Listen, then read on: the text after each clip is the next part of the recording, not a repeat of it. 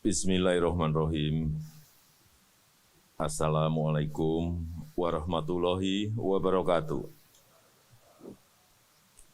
Selamat pagi, salam sejahtera bagi kita semuanya. Om Swastiastu, Namo Buddhaya, salam kebajikan. Yang saya hormati Ketua MPR Republik Indonesia, Bapak Bambang Susatyo. Yang saya hormati Ketua DPR RI, Ibu Puan Maharani. Yang saya hormati para Menteri Kabinet Indonesia Maju, hadir bersama kita, Bapak Menko Polhukam, Pak Menteri Pertahanan, Pak Menteri Sekretaris Kabinet.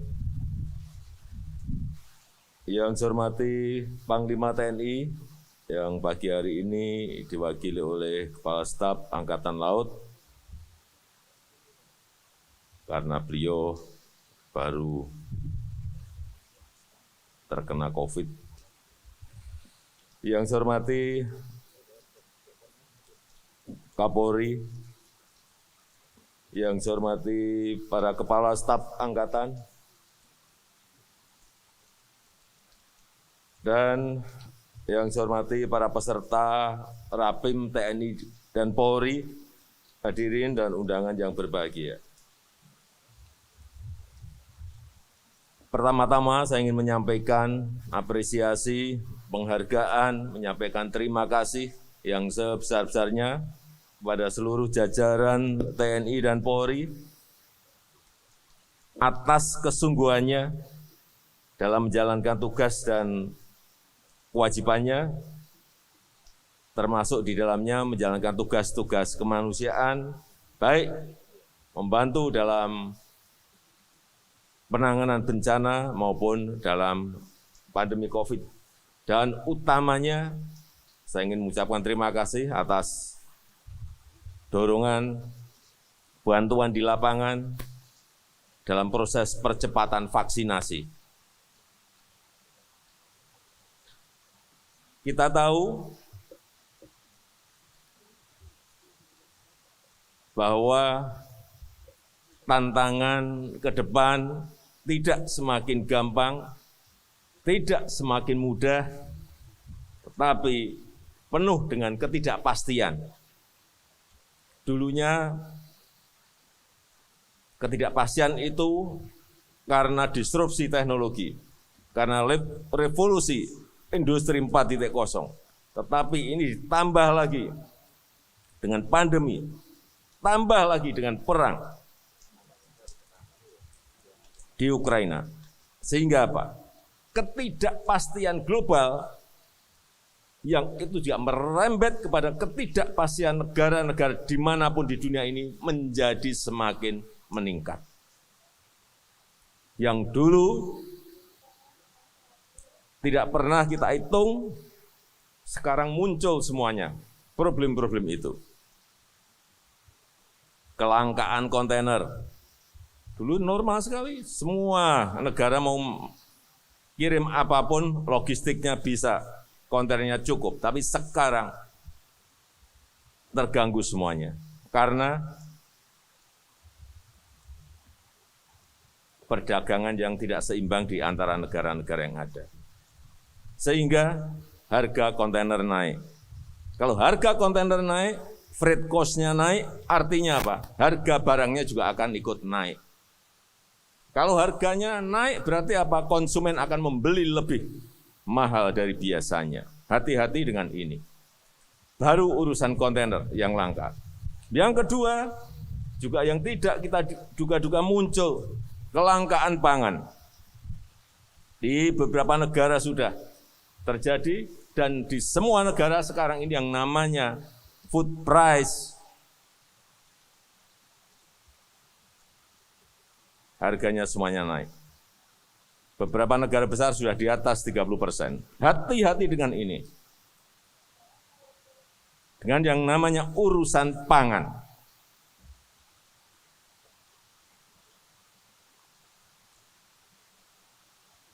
Masih tambah lagi yang ketiga, kenaikan inflasi. Apa yang terjadi kalau inflasi itu naik? Artinya harga-harga semuanya naik. Artinya apa? Beban masyarakat dalam keinginan untuk membeli barang itu juga semakin naik tinggi. Di semua negara sekarang ini.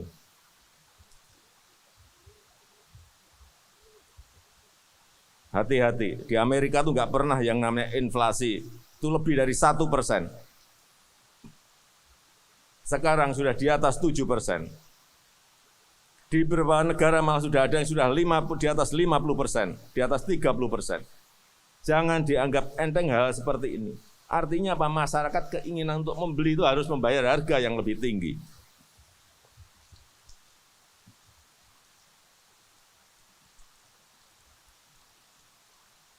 Inilah tantangan ketidakpastian yang muncul. Yang keempat, kelangkaan energi. Sudah dulu sebelum perang sudah harganya naik karena kelangkaan, ditambah perang naik lagi.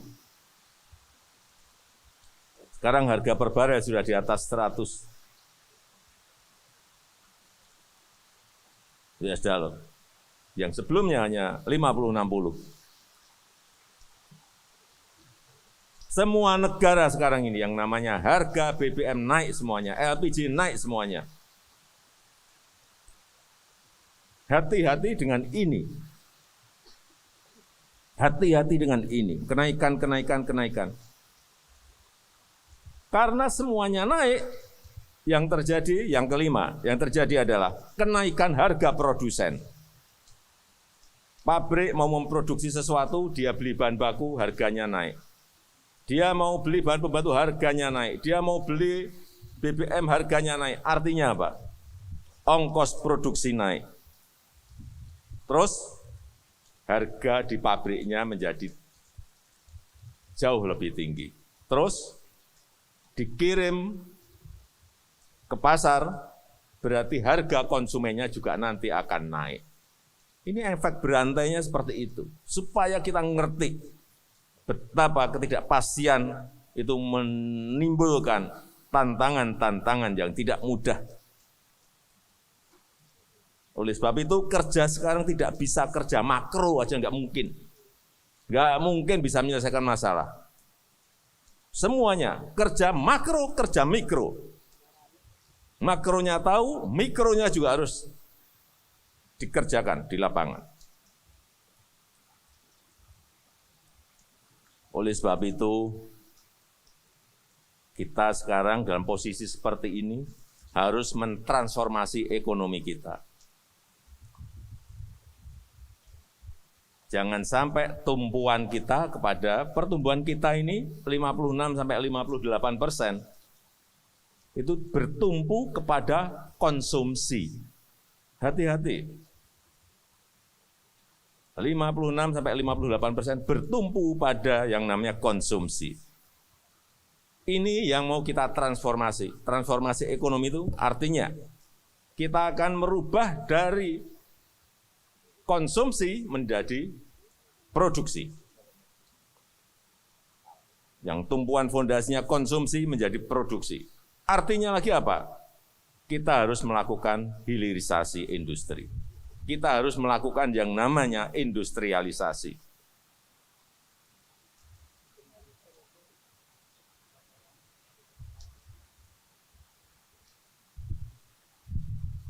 Artinya, yang sejak zaman VOC 400 tahun yang lalu kita mengirim bahan-bahan mentah, yang kita kirim bahan mentah sampai sekarang bahan mentah itu yang harus kita stop. Stop. Nggak bisa lagi, kita nggak dapat apa-apa. Ya, kita dapat uang dari penjualan bahan mentah. Baik itu nikel, baik itu tembaga, baik itu bahan-bahan pertanian, komoditas pertanian, komoditas perkebunan. Enggak, kita enggak dapat apa-apa. Kita harus mendapatkan nilai tambah. Kita harus mendapatkan added value. Sebab itu,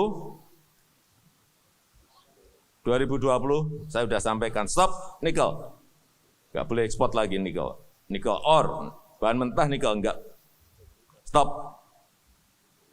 Kiriman harus minimal setengah jadi. Kemudian nanti berikutnya harus barang jadi. Sehingga nilai tambah itu ada di sini. Nilai tambah itu apa? Terbuka lapangan pekerjaan yang gede di Indonesia. Pajaknya bayar di Indonesia. Pihak luar bayar di Indonesia. PPN, pajak pertambahan nilai bayar di Indonesia. PNBP, penerimaan pajak, penerimaan negara bukan pajak, ada di Indonesia. Dapat semua kita di sini. Kita sudah 400 tahun lebih. Itu kita tidak memiliki keberanian untuk melangkah ke sana. Ini yang namanya transformasi ekonomi. Nikel dulu, oke. Meskipun kita ini masih dibawa ke WTO, ke World Trade Organization, digugat oleh Uni Eropa, enggak apa-apa. Kalau kita tidak berani mencoba seperti itu, tidak berani melakukan seperti itu, sampai kapanpun yang kita kirim hanya bahan mentah dan kita enggak dapat apa-apa. Dulu booming minyak mentah, kita kirim. Minyak sekarang dah. Kayu kita kirim, gelondongan. Dah. Dan komoditas-komoditas pertanian perkebunan. Tidak. Oleh sebab itu, saya minta Bapak Ibu Saudara-saudara sekalian, kalau ada yang namanya industri, entah itu industri nikel, industri batu bara, industri tembaga, industri emas, jaga mereka. Karena nilai tambahnya nanti ada di situ. Itu tugas kita bersama. Kalau sudah stop nikel 2020 tahun ini, nanti akan kita stop lagi. Stop boksit. Boksit harus menjadi alumina. Boksit stop, tahun depan stop tembaga. Tembaga nanti campur dengan nikel, bisa menjadi lithium baterai, bisa menjadi sodium ion, bisa menjadi barang-barang yang setengah jadi maupun barang jadi. Sehingga sekali lagi nilai tambah itu ada di dalam negeri. Inilah yang kita maksud dengan transformasi ekonomi. Yang kedua, tadi hilirisasi, yang kedua adalah masuk ke ekonomi hijau. Ke depan yang namanya produk-produk hijau akan menjadi kekuatan kita. Oleh sebab itu fondasinya harus mulai dibangun sejak sekarang. Ekonomi hijau itu seperti apa? Ya, produk itu dihasilkan juga dari pabrik yang energinya energi hijau, semuanya adalah ramah lingkungan. Kita sekarang ini sedang menyiapkan pembangunan Green Industrial Park di Kalimantan Utara. Disitulah nanti pintu gerbang kita untuk membuka yang namanya ekonomi hijau Indonesia, yang energinya didapat dari pembangkit listrik tenaga air, hydropower di Sungai Kayan.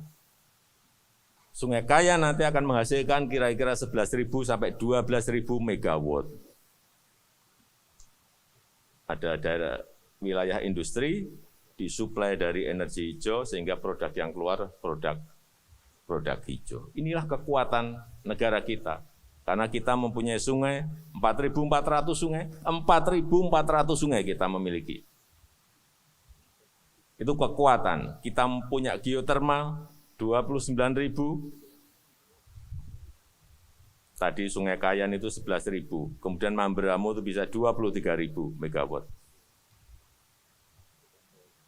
Geotermal 29.000, ada angin, ada arus bawah laut, ada panas permukaan laut, semuanya bisa masuk ke energi hijau.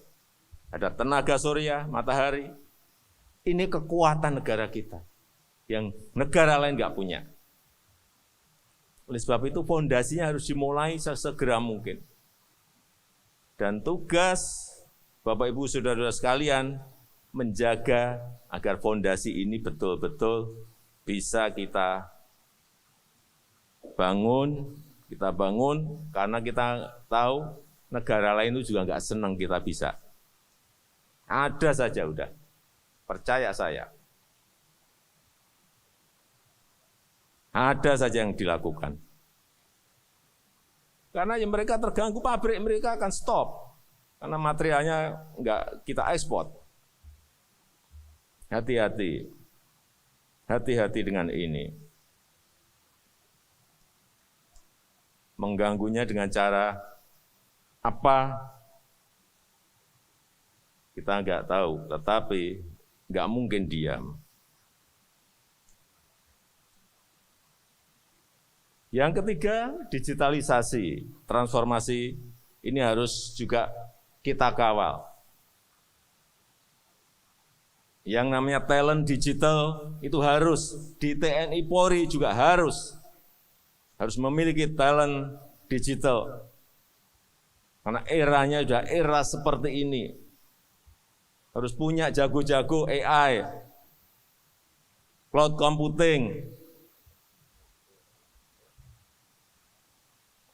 digital design, ngerti masalah blockchain, yang ngerti masalah digital marketing, harus ngerti. Karena nanti keseharian kita akan bergelut dengan itu. Kalau penegak hukum Polri tidak ngerti hal-hal yang tadi saya sampaikan, gimana?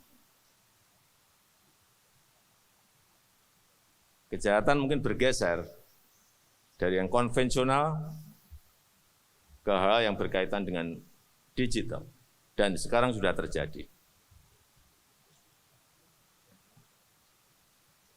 Jadi sekali lagi, TNI, Polri harus memiliki talent digital.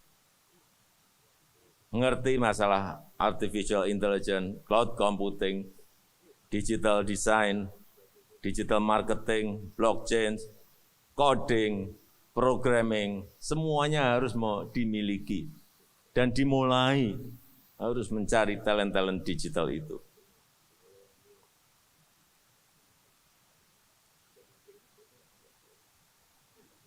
Karena pertarungan kita ke depan adalah teknologi. Teknologi.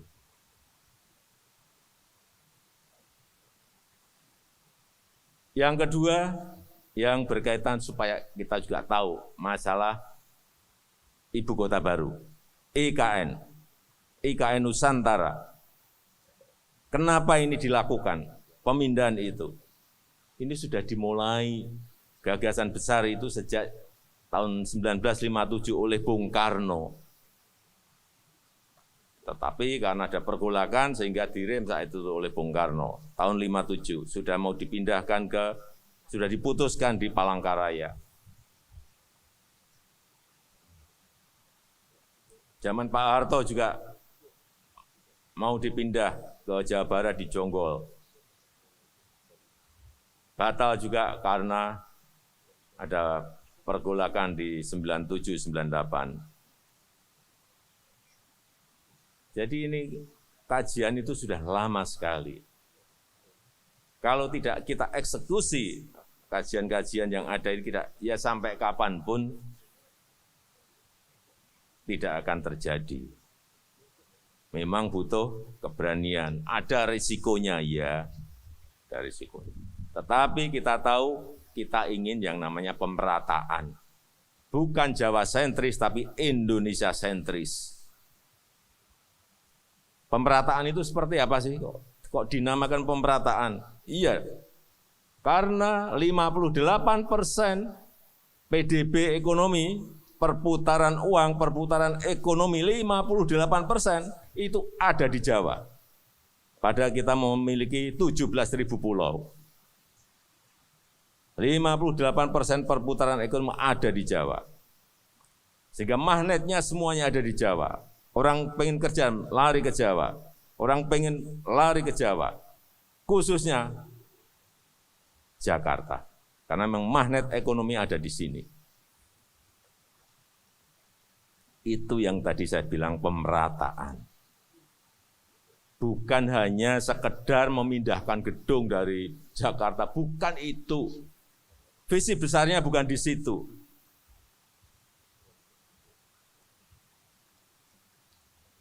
Kalau magnetnya nanti ada Jakarta, ada Nusantara, magnetnya sudah akan dua.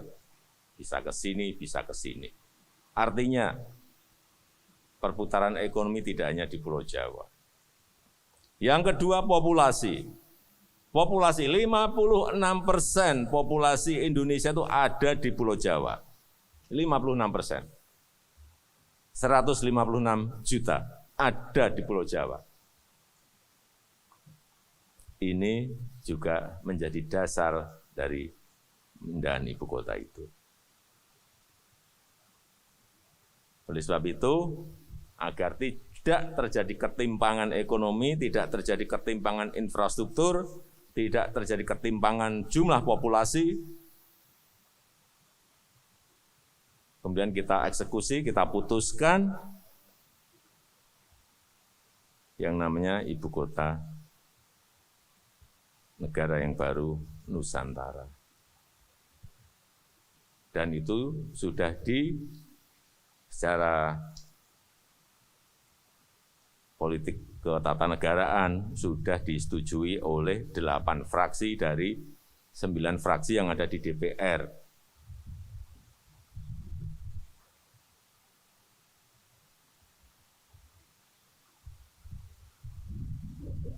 Untuk membayangkan, karena ibu kota kita ini nanti 70% adalah area hijau, 80% adalah menggunakan transportasi publik, 80% menggunakan energi baru terbarukan, dan 10-minute city, dari satu tempat ke tempat lain hanya 10 menit. Karena memang dari awal kita konsep sebaik-baiknya. Jadi yang diberi prioritas adalah, yang hidup di sini nanti yang diberi prioritas adalah yang pertama, pejalan kaki itu nomor paling atas. Yang kedua, yang naik sepeda itu yang nomor 2. Yang nomor 3 yang suka naik transportasi umum. Jadi bukan yang naik mobil pribadi. Ini saya putarkan sebentar videonya, biar punya bayangan. Oh.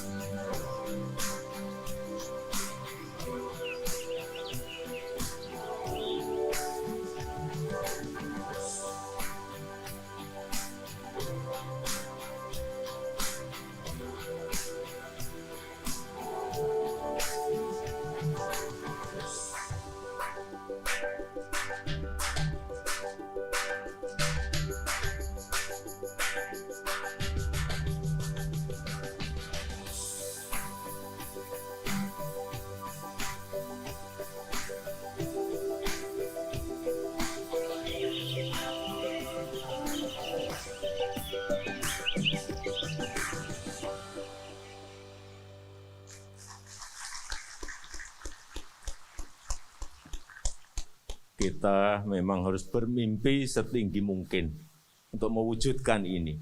Sebuah kota yang tidak, sebuah ibu kota yang tidak dimiliki oleh negara-negara lain. Yang ketiga, untuk mencapai ini dibutuhkan yang namanya kedisiplinan nasional. Ini yang kita sekarang ini lemah. Kedisiplinan nasional. Oleh sebab itu, saya minta kepada jajaran TNI dan Polri untuk bisa memberikan contoh kepada masyarakat urusan yang satu ini. Kedisiplinan nasional. Tetapi juga di TNI sendiri juga harus mulai berbenah. Yang namanya disiplin tentara, yang namanya disiplin di kepolisian itu berbeda dengan masyarakat sipil. Sangat beda sekali. Tidak bisa yang namanya tentara, yang namanya polisi, itu ikut dalam urusan demokrasi. Di tentara itu enggak ada yang demokrasi.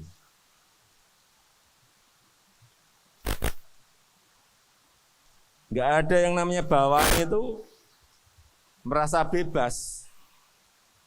Tidak sama dengan atasan. Enggak boleh.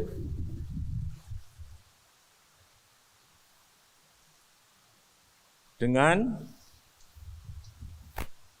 berbicara masalah demokrasi, tidak ada yang namanya di tentara, di kepolisian, enggak ada.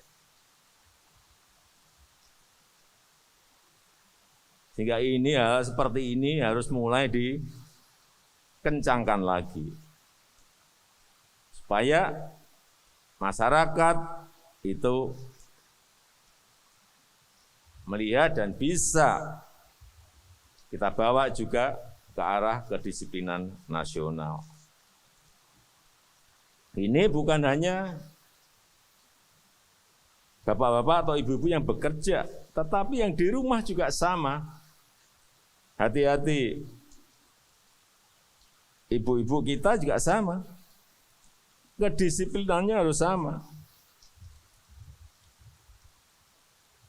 Enggak bisa. Menurut saya enggak bisa ibu-ibu itu memanggil misalnya, ngumpulin ibu-ibu yang lain, memanggil penceramah.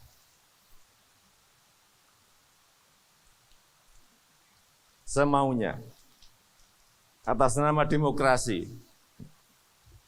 Sekali lagi di tentara, di polisi enggak bisa seperti itu. Harus dikoordinir oleh kesatuan. Kesatuan harus mengkoordinir hal-hal kecil-kecil tadi saya sampaikan, makro dan mikronya, ini mikronya harus kita urus juga.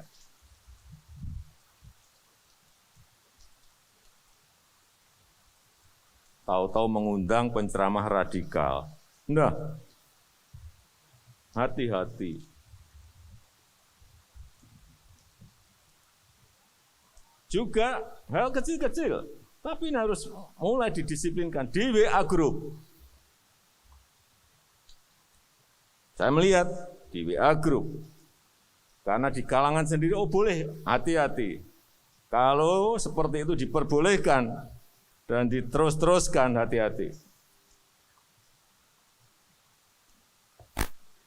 Misalnya berbicara mengenai IKN, nggak setuju IKN apa? Itu sudah diputuskan loh oleh pemerintah dan sudah disetujui oleh DPR. Kalau di dalam disiplin TNI dan Polri sudah tidak bisa diperdebatkan. Kalau di sipil silahkan. Apalagi di WA Group dibaca gampang. Saya baca itu. Hati-hati dengan ini. Dimulai dari hal yang kecil, nanti membesar dan kita akan kehilangan kedisiplinan di TNI maupun di Polri. Karena disiplin tentara dan disiplin polisi itu berbeda dengan sipil dan dibatasi oleh yang namanya aturan oleh pimpinan. Ini perlu saya ingatkan. Di seluruh dunia yang namanya tentara itu punya yang namanya aturan sendiri.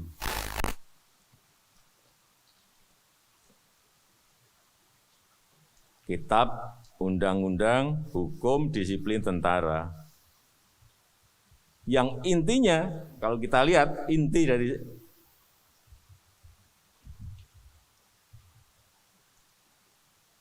kitab itu, intinya adalah kesetiaan tegak lurus. Saya baca-baca, ini apa sih intinya? Kesetiaan tegak lurus. Saya rasa itu yang bisa saya sampaikan pada kesempatan yang baik ini. Saya tutup, terima kasih. Wassalamualaikum warahmatullahi wabarakatuh.